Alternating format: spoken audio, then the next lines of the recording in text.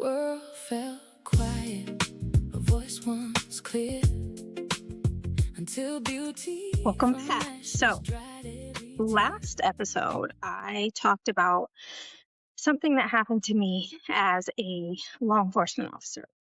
I talked about the toxic workplace culture. I talked about accountability. I talked about what happens when women speak up. And I talked about why I refuse to believe that supporting law enforcement means to blindly protect the institution and those who are wearing the uniform. But there's another part of my story that I haven't talked about publicly until now. And honestly, this is probably one of the more difficult things to talk about. It happened in the very beginning of my law enforcement career, which began in 2017. I was brand new. I was actually still in phase 1 of field training. I was working nights. I was eager and truly just wanted to learn. I wanted to prove myself. And I honestly thought that I had finally entered the career field that I was just absolutely going to love. But something happened, and I've carried it with me since. And this is actually the first time I'm publicly talking about it. So let me take you back there. So it was probably around 4 a.m. Everyone on shift went to go eat, and I was the only female. And up to that point, nothing had happened that had ever made me feel uncomfortable. I was just doing what a new officer does, watching, learning, and just doing my best to take it all in. We got an alarm call, and the location of the call was just up the road from where we were eating. One of the deputies offered to take the call and asked my FTO if it would be okay if I went with him. And there was a reason. This particular building had a lot of alarm calls due to basically certain areas that the wind could get into the building and trigger the alarm. And so they wanted me to become familiar with it. My FTO agreed, and I just thought, great, training and experience. Exactly what I'm supposed to be doing. So I went. Nothing about the call seemed unusual. We checked the building, did a walk around, checked and double checked all of the doors, made sure everything was secure, and we started walking back to the patrol unit. And that's when everything changed. So the deputy I was with slowed down, and I noticed he had his flashlight on. I assumed he was just double checking on something. So I stopped, looked around, and I didn't proceed back to the unit until I could hear him walking. But suddenly, I could feel him right behind me. And so naturally, I turned around. And when I turned around, he was right there in my face. And he kissed me on the mouth without asking, without warning, without my permission. And I froze. I didn't know what to do or really what to say. I was in total shock. And then he says, "Don't say anything." So we got back into the unit and drove back to finish eating, and it was total silence. I remember sitting there thinking, like, what the fuck just happened? Like, why? I never asked you to do that, and I never gave you any indication that I wanted you to do that. I remember thinking how I would never cross those boundaries with someone. So why did he think that it was okay to cross those boundaries with me? And here's the thing, I was new. I was in field training. I was trying to learn the job and how to fit into the environment. And I had no idea what I was supposed to do. Do I report him? Do I tell my FTO? Do I tell someone else? Do I just pretend like nothing happened? I really didn't know. And so I did what a lot of people do when something completely overwhelms them. I did nothing. And I never told anyone. I never filed a complaint. I never reported it. I just carried it. And this is the part I want people to understand. Because sometimes people look at a situation like this and they'll ask, why didn't you say something? And it's an easy question to ask from the outside looking in. But when you are a brand new officer, still in training, surrounded by people that you are supposed to trust, and then you have someone cross a boundary like that, you don't necessarily have the clarity specifically in that moment to understand what it is that you should do. You just know something happened and you know that you don't feel right. And I also had something in the back of my mind. At that time, I had been meeting my lieutenant for fitness training to prepare me for the academy. And during one of the very first training sessions, when we were leaving the track, he said something to me that, like, I'll never forget. He pulled me aside and he said, "Be prepared to have dick thrown at you from every direction." And he explained that he didn't just mean the people that we would encounter on calls or, out in the field, but officers, firefighters, paramedics, other first responders. He told me everywhere you go in law enforcement, especially as a female, you're going to have dick thrown at you. So prepare yourself for it.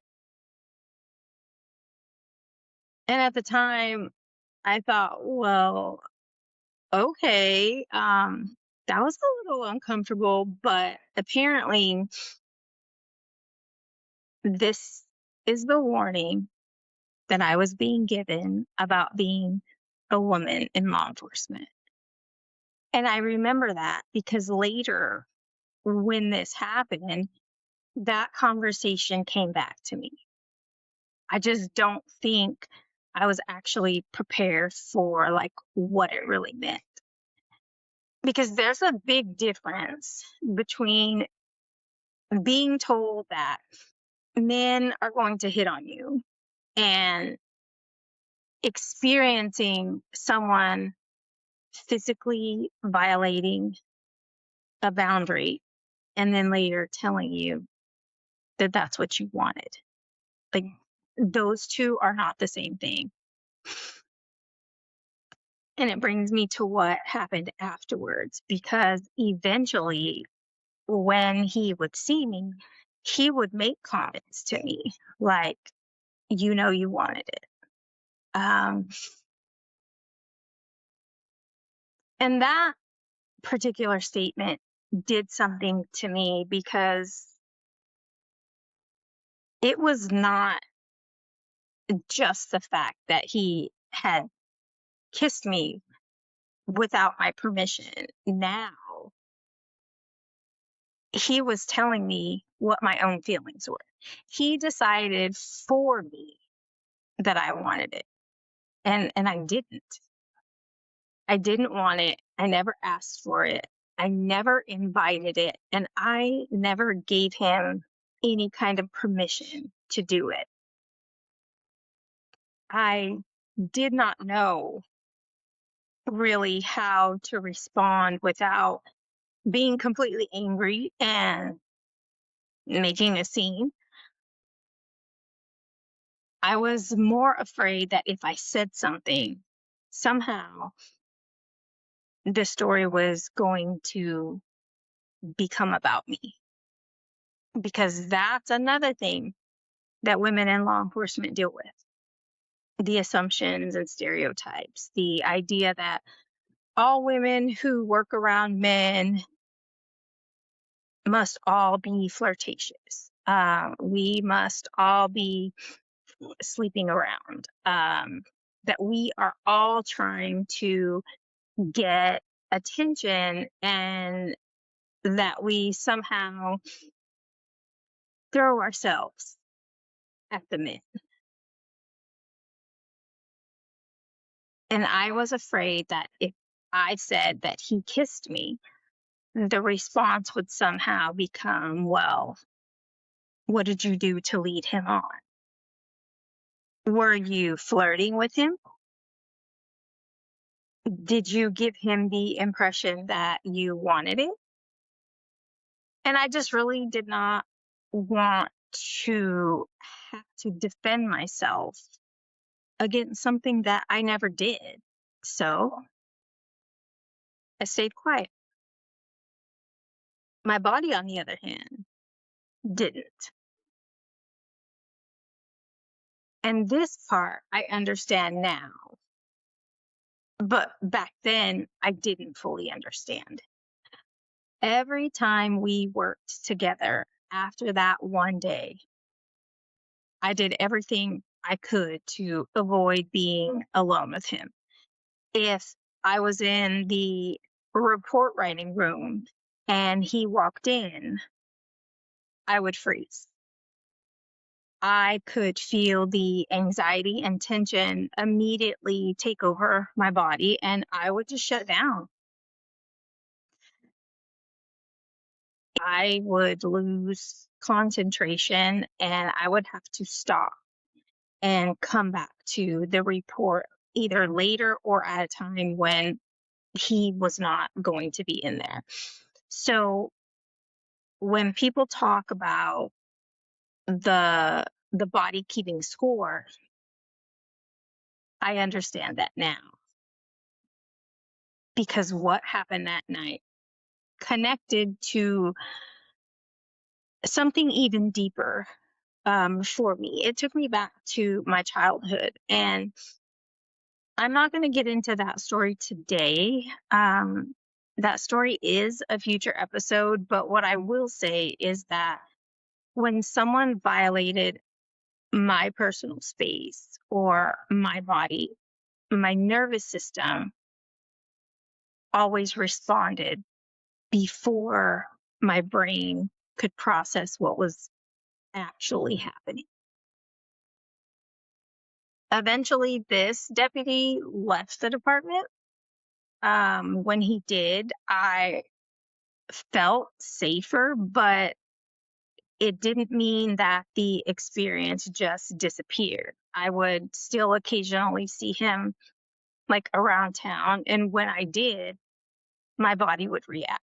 The anxiety was there, the tension would be there, the feeling of not wanting to be near this person. And this is something that people don't always understand about these types of experiences. They think it was just a kiss. No, it wasn't just a kiss. It was a violation of a boundary, a violation of trust, and a moment where someone took control of my body without asking me. And then turning around and telling me that I'm the one that wanted it.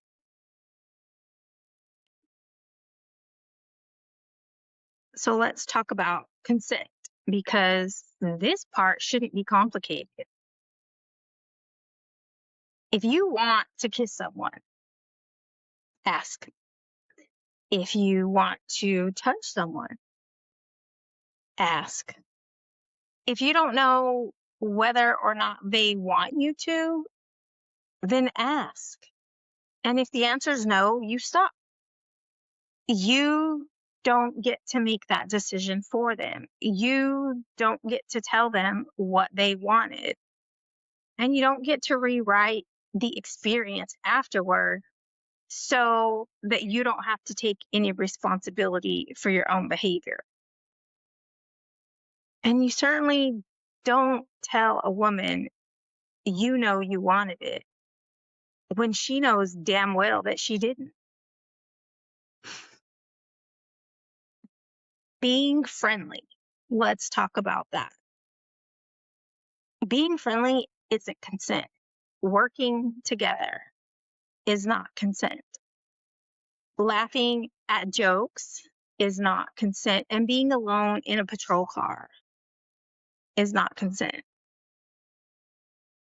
Being attracted to someone isn't consent. Being a female in a male dominated profession, it's not consent. And being silent after something happens is not consent. Sometimes silence is really just shock. Sometimes silence is fear. And sometimes it means that you're just simply trying to survive without making things worse. It can take years before some people find the words to describe and explain what happened. It's taken me years. Like, I'm talking about this publicly for the very first time right now. And let me say this.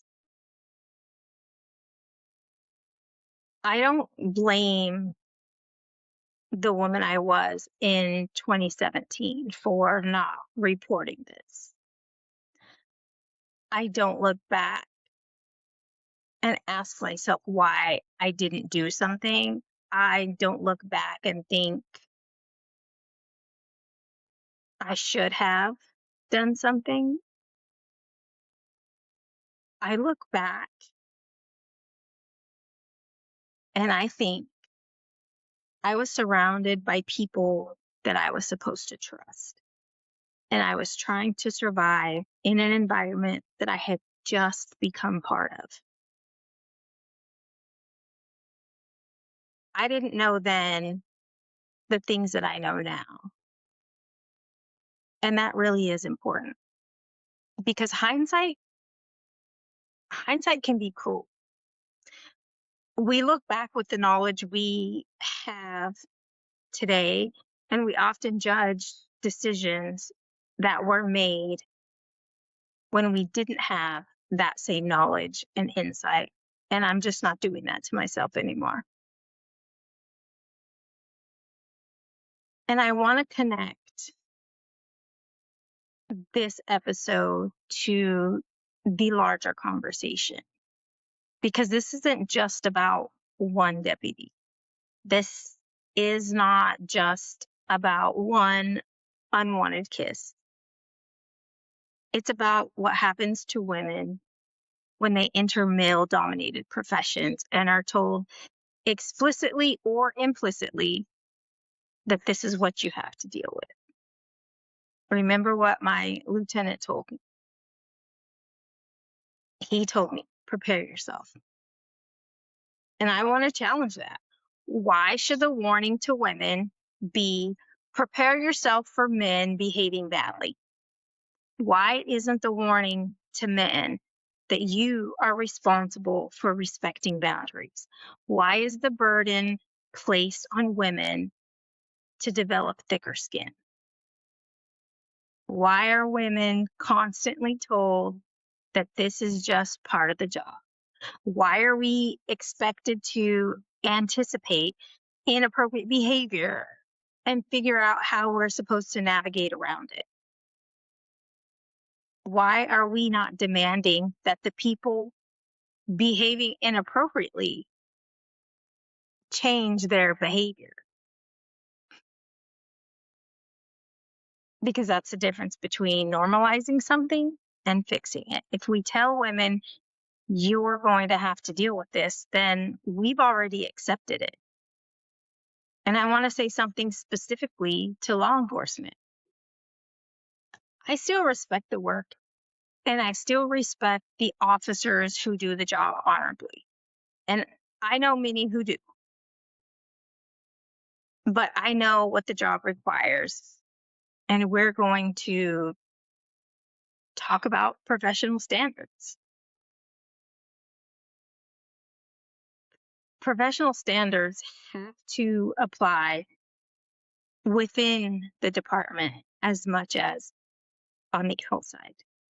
You can't tell officers to respect the rights and boundaries of the public and the people they serve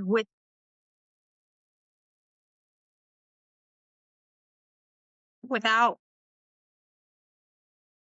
holding them accountable, because you can't allow officers to violate the boundaries of their own colleagues. You can't teach people about consent and professionalism and then dismiss appropriate behavior. And you can't dismiss it as this is just how guys are. No, absolutely not. Like, that's not good enough. It wasn't good enough then, and it's not good enough now. And maybe someone's listening and thinking, but he probably thought she liked him. Okay. Then he was wrong. And maybe someone is thinking, well, she didn't tell him to stop. She shouldn't have to tell him not to kiss her. Consent isn't something you have to revoke after someone takes it. The point I'm trying to make here is that he made the decision for me and decided that my body was available to him. He decided what he wanted and then decided that my experience was something he could redefine. And that's what the problem is. The story isn't an easy one for me to tell because it's not about some anonymous woman. Like, I'm telling you something that happened to me. A woman who was excited about becoming a law enforcement officer, a woman who wanted to learn and was trying to find her place in a profession that has been overwhelmingly male. And something happened that made me question my safety around someone I was supposed to work beside. I said nothing because I didn't know what to do, not because I thought it was okay. And I don't think that I'm the only woman who's ever been in that position. So if you're listening to this and something similar has happened to you, like, I want you to hear this. You don't have to justify why you were uncomfortable.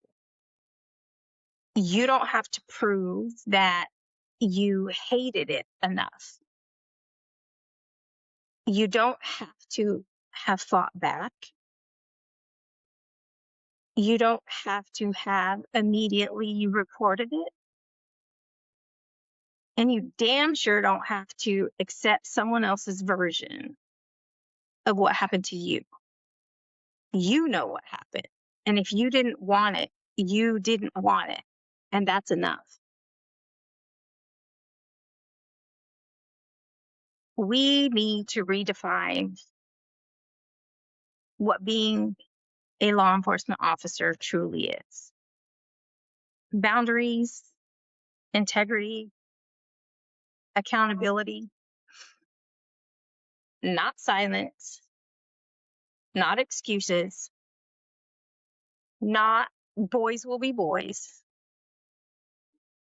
not that's just how law enforcement is, and definitely not you know you wanted it.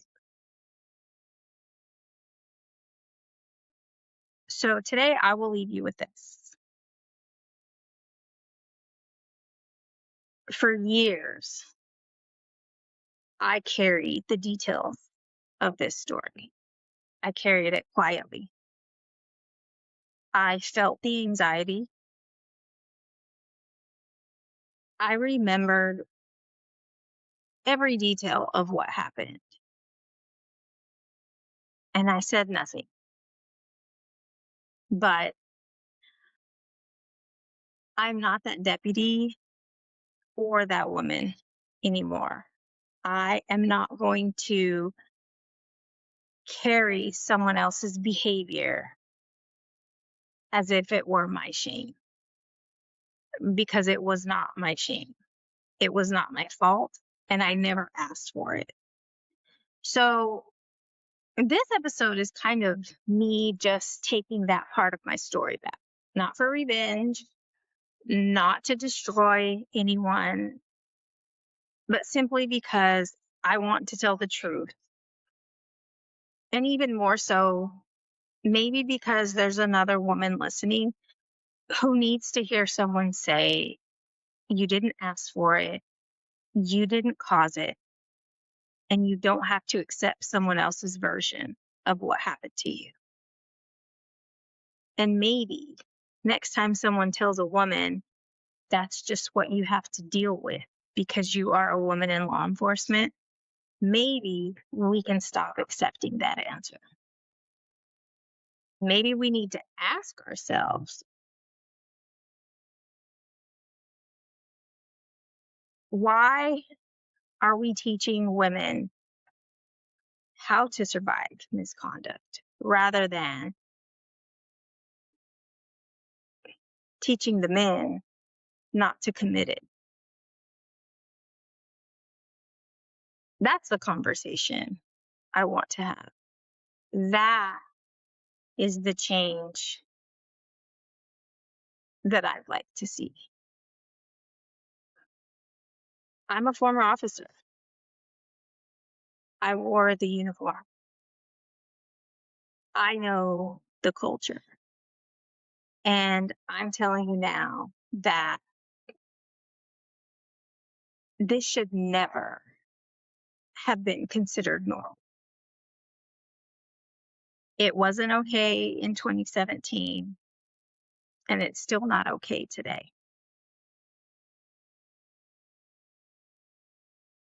So until next week, you guys take care of yourselves.